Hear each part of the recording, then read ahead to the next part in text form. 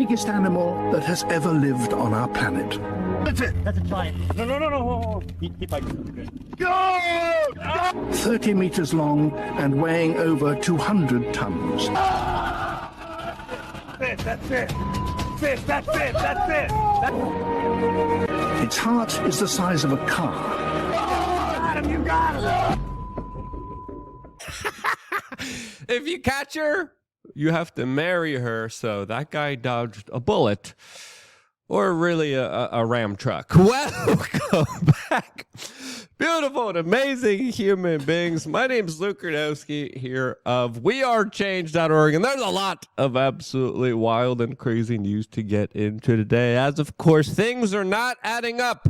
They're not making sense with the Biden administration, as Hillary Clinton just made a very surprising news in this upcoming election, as internationally, geopolitically, when it comes to tariffs, sanctions, the U.S. petrodollar, we are in some major trouble, and we are definitely not ready for the larger economic fight ahead of us, which is very troubling, as it looks like there are some significant major problems ahead of us that are only going to be made that much worse. We're going to be talking about that, plus a lot more, all here on this independent media broadcast. If you like the shirt that I'm wearing right now, saying BBARP 2024, you could get it on thebestpoliticalshirts.com. As of course, every new subscriber means one treat for Atlas, as the clip that we played in the beginning of this broadcast was probably just another AI intelligence created, funny, humorous, comedic video that's going to be replacing other larger human meme makers, as I'm kind of all here for it, as this was absolutely hilarious.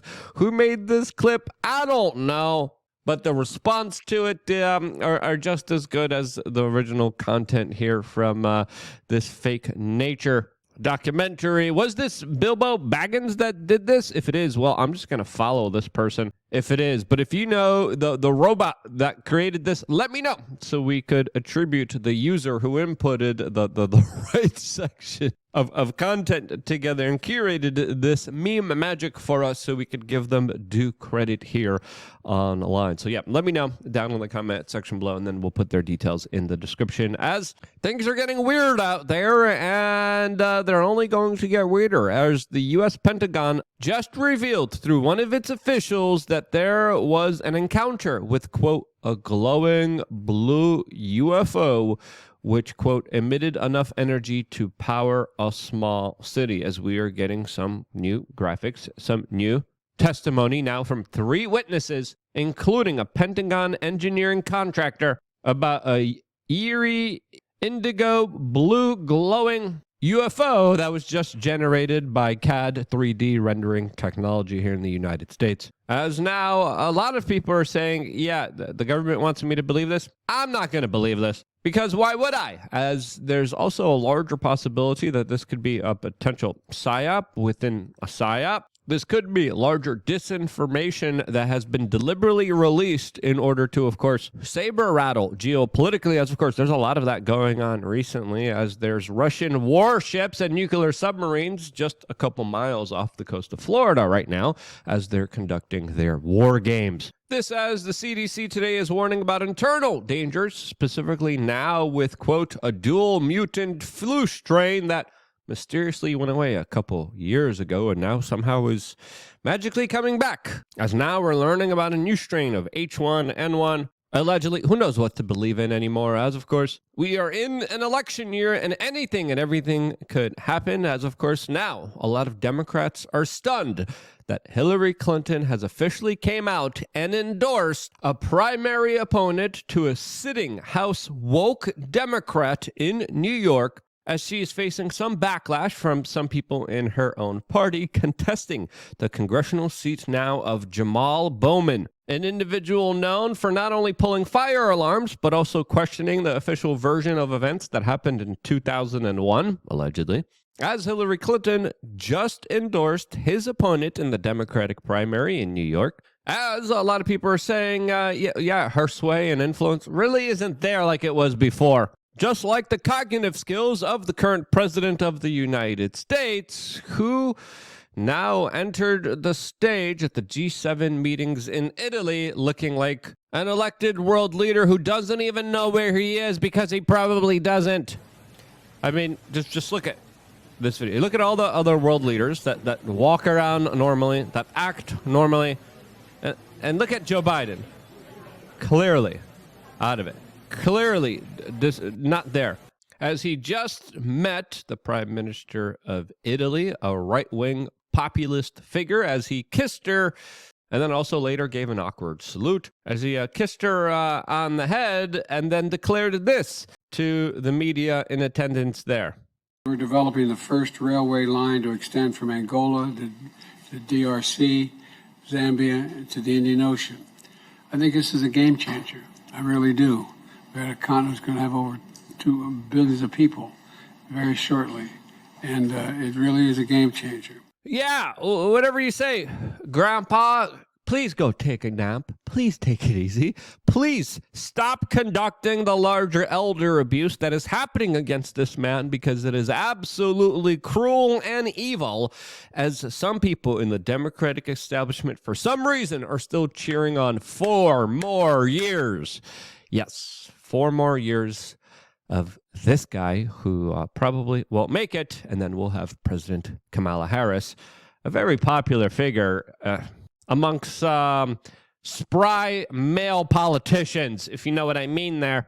This as the House committee just subpoenaed 15 Biden cabinet secretaries, as they are now investigating the larger voter mobilization schemes that they're using, as there already have been a lot of underhanded activities by the Biden administration, including student loan forgiveness, that essentially is trying to buy the vote of the American people. All of this as Donald Trump's tax cuts are about to expire, and the Biden administration announced that they're going after, quote, the wealthiest and biggest corporations, so they, quote, pay their fair share, as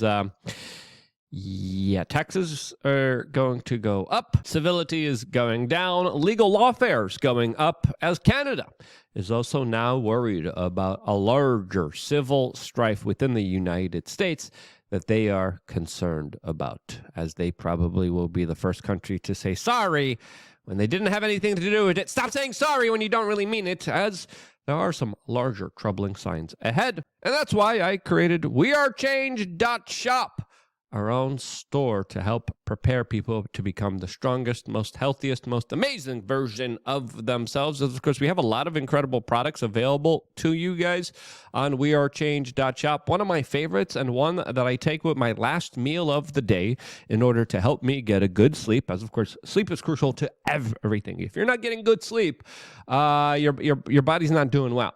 Your mind's not doing well. Recovery is absolutely key and crucial, especially with all the stress, with all the pollutants all around us. And this is why I've been reading and looking and researching into doing the best type of things I can for my own personal sleep. And one of the things for me individually that I found out really works is taking magnesium glycinate with my last meal. We have it at a very affordable price for you guys. You look at all these other kind of companies, they sell them at a higher premium. We make it very affordable because we believe in these products. I personally take them myself. I like them, and you could get them right now on wearechange.shop and support this independent media organization. I absolutely recommend subscribing and saving 10% additionally on these purchases, as of course they will come in, as I've always recommended through my videos on lookunfiltered.com, which you get another one later on today. I had an incredible walk and talk video where there was this bird that was just attacking this frog, crazy stuff. That video is available for members. But if you watch the videos, if you look into everything that we say, we give you guys a blueprint to how to take care of yourself. And one of the things we say, hey, get an annual blood test, find out what's going on within your own system. Talk to your own medical professionals, get multiple opinions, look into the data, learn to be your own individual health expert. As of course, you go to the magnesium glycinate page. We have a video here done by an independent content creator describing how and what magnesium glycinate does for you.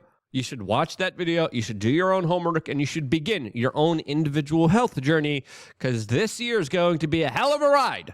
And you guys better be prepared and ready for it. And the best way to do that is to take care of your own individual health, which is more crucially important than ever.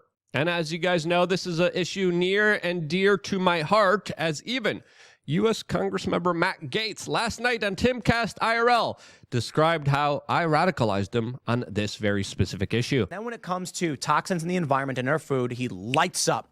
Electricity surges through him, and he says, you've got the biphenyls, you've got the BPEs, plastics, you've got pesticides. He knows all about it. He's pissed about it, and he's right about it. So I've been radicalized by Luke Rudkowski, who says there is a biological war being waged against each of us, and you become susceptible to that if you allow it. And you have to take affirmative steps to become resilient to that. Dude, I just did it. So yeah, go to wearechange.shop and not only support this independent media network, but also it's a clear win-win for you, for me, and everyone.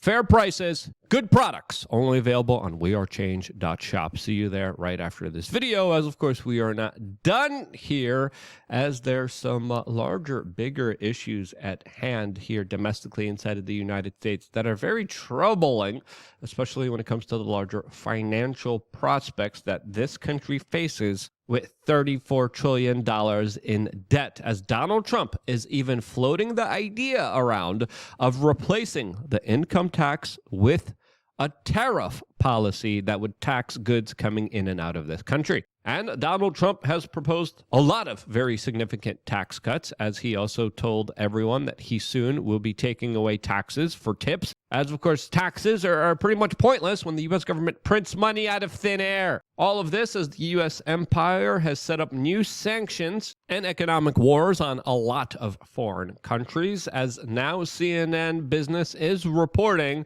that the sanctions have forced the end of the dollar and euro trading on Russia's main exchange. This as there's some other significant problems for the Russian ruble financially today as well, as Brussels has just agreed to send nearly $3 billion from frozen Russian assets from Russian individuals to aid the Ukrainians and their larger war efforts against Russia. A major move that, of course, the Russians are saying is completely unfair here, as the larger financing of this conflict only prolongs it that much further, as the G7 leaders today in Italy also reached a deal that would provide Ukraine an additional $50 billion loan that is backed by the Russian assets that they have confiscated and took away from, of course, the Russians on the global market. As in other underhanded news, today we are also finding out that Joe Biden and Volodymyr Zelensky, the president of Ukraine, are soon